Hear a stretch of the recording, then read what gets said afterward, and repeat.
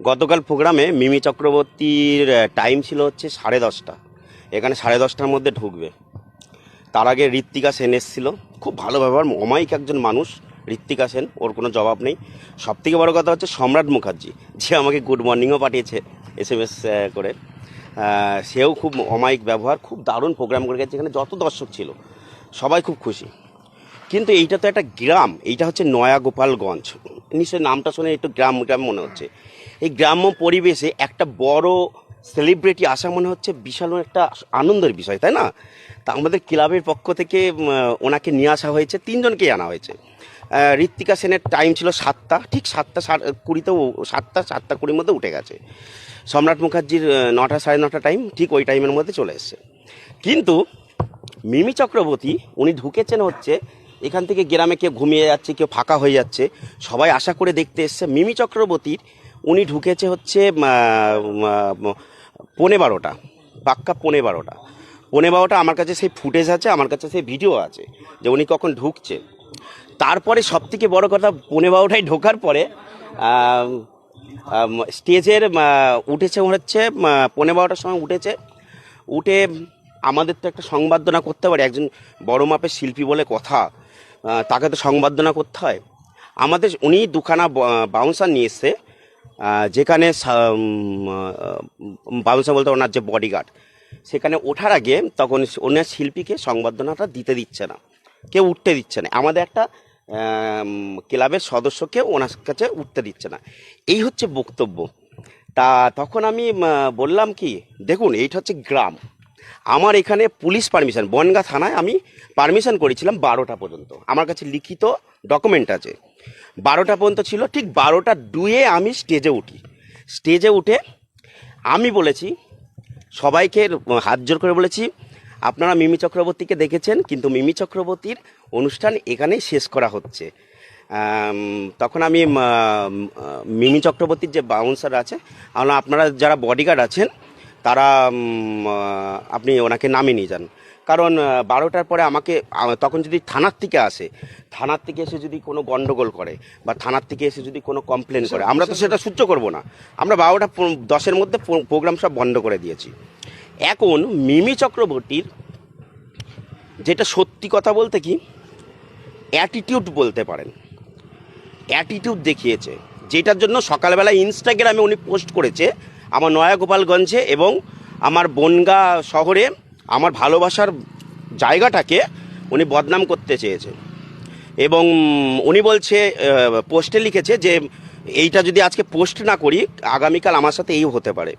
কিন্তু আমি তো উনি হয়তো জানে না যে আমিও আজকে ভিডিও ছাড়বো এবং এখনই পোস্ট করব এবং ওনাকেই ট্যাগ করব এবং আরও 5টা চ্যানেলে দেব যে উনি কটার সময় এখানে উঠেছে আর ওনাকে আমি কতটা সম্মানের সাথে সংবর্ধনা দিয়ে আমি বলেছি যে আপনার এখানে মিমি চক্রবর্তী টাইম ওভার হয়ে গেছে, আপনি ওনাকে কিছু বলিনি, আমি ওনার বাউন্সারদের বলেছি, ওনার সাথে আমি কথা পর্যন্ত বলিনি, মিমি চক্রবর্তী বলিনি।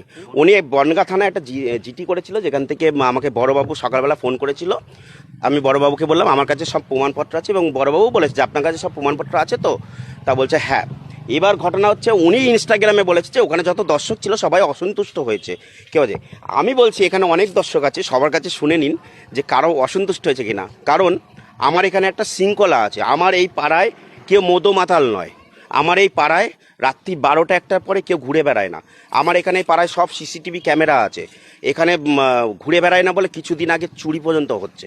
আমাদের শৃঙ্খলা মানতে পারি না, আমরা যদি শিক্ষিত সমাজে বাস করি আমরা শৃঙ্খলা ওভার করতে পারি না, আমরা ঠিক টাইম বাই টাইম আমাদের শোটা করতে হবে, তাই তো? তাই একটা বড় মাপের সেলিব্রিটি বলে কথা, তাকে তো আমরা সংবর্ধনা করবই। আপনাদের মতে কি বলে, সংবর্ধনা করবই। সেই সংবর্ধনাটুকু করতে ওনাকে সুযোগ দেওয়া হয়নি। তাহলে সবথেকে বড় কথা আমি বলছি, উনি যে ইনস্টাগ্রামে পোস্ট করেছে যে আপনারা এইখানের আমার সাথে যেটা ঘটেছে, তা আমি বলবো উনি তো বিনা পয়সায় আসেনি, উনি রীতিমতন টাকা নিয়ে এসেছে। ওনাকে সেলিব্রিটি হিসাবে আমি একটা মোটা অঙ্কের টাকা দেওয়া হয়েছে, এবং টাকা নিয়ে সে এরকম অ্যাটিটিউড দেখাতে পারে না, সে দেখায়নি। আমি বলছি না মিমি চক্রবর্তী তো আর বলছেন আমি অ্যাটিটিউড দেখাচ্ছি। মিমি চক্রবর্তী যাদেরকে নিয়ে এসছে ঘেঁষতে পর্যন্ত দিচ্ছে না, যারা ফটো তুলছে তাদেরকেও সাইড দিয়ে ফটো তুলছে তাদেরকেও হাত সরিয়ে দিচ্ছে।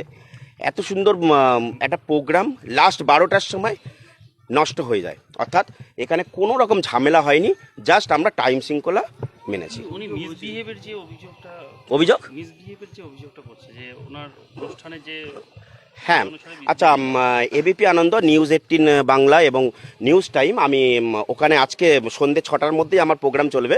ওখানেই আমি বলে দিচ্ছি, লাইভ প্রোগ্রামে বলে দেবো যে মিসবিহেভটা হচ্ছে আমি, এবং লাইভ ওখানে ফুটেজটা দেখিয়ে দেবো, ভিডিওটা দেখিয়ে দেবো যে ওনার সাথে কোনো মিসবিহেভ করা হয়েছে কিনা। আমার ইয়েটা দাও তো, ফোনটা দাও তো, আমি দেখা না না না দেখুন দেখুন দেখুন। হ্যাঁ, অভিযোগ প্রসঙ্গে একটা কথাই বলবো, মিথ্যে অপবাদ দিয়ে কোনো সেলিব্রিটি হওয়া যায় না। সেলিব্রিটিকে মানুষ তৈরি করে, এবং সেলিব্রিটি যদি কোনো সাধারণ মানুষকে অপমানজনক ব্যাপার করে সেটা তো মানুষ মেনে নেবে না।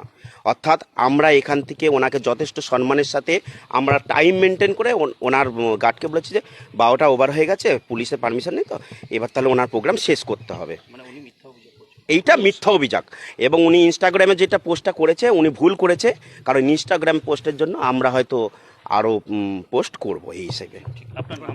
আমার নাম হচ্ছে শ্রী তনয়, আমি সোশ্যাল মিডিয়ায় অ্যাক্টিভ আছি এবং সমস্ত টিভি মিডিয়াতেও অ্যাক্টিভ আছি।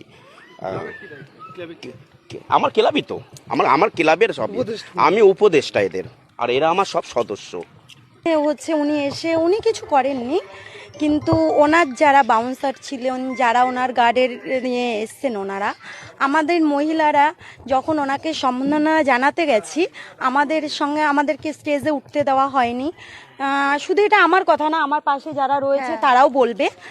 আর হচ্ছে আরেকটা কথা, মানে প্রথম কথা, উনি তো আমাদের ক্লাবের হয়ে এসছেন, আমাদের ক্লাবের নামটাও পর্যন্ত ওখানে উচ্চারণ করা হয়নি, যে নিয়ে এসছে তার নামটাও উচ্চারণ করা হয়নি।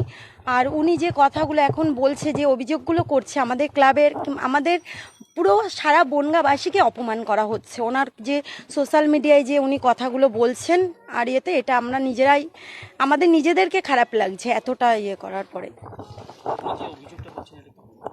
উনি এটা ভুল, উনি সম্পূর্ণ ভুল অভিযোগ করছেন, এটা পুরো থেকেই বলবে। আমার নাম